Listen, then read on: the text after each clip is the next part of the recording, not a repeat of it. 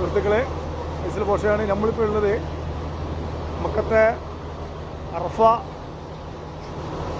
ഹാജിമാരൊക്കെ ഹജ്ജ് സമയത്ത് വന്ന് നിൽക്കുന്ന അറഫ ഭാഗത്താണ്. അറഫ മൈതാനത്തിൻ്റെ ഭാഗത്താണ് നമ്മളിപ്പോൾ ഉള്ളത്. കുറച്ച് കാഴ്ചകൾ, അറഫയിലെ കുറച്ച് കാഴ്ചകൾ കാണാം.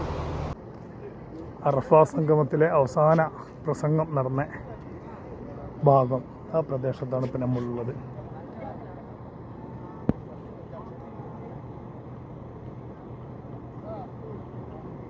ജബലുർ റഹ്മാനിലേക്കുള്ള സ്റ്റെപ്പുകളാണ്.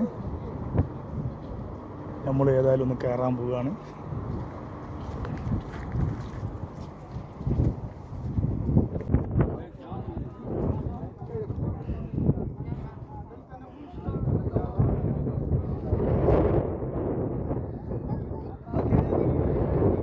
അറഫ സംഗമ ദിവസം ഇവിടങ്ങളിലൊക്കെ ഹാജിമാർ നിറഞ്ഞിരിക്കും.